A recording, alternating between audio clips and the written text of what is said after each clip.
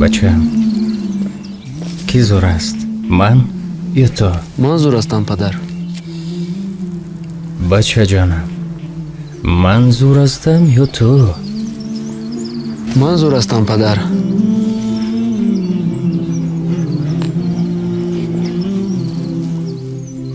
بچه‌م نقص فکر کن. من زور هستم یا تو؟ شما زور هستید پدر.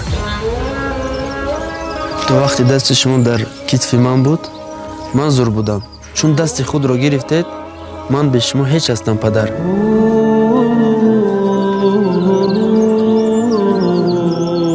پدر سرور، پدر رهبر، پدر تقدیر جنبان است.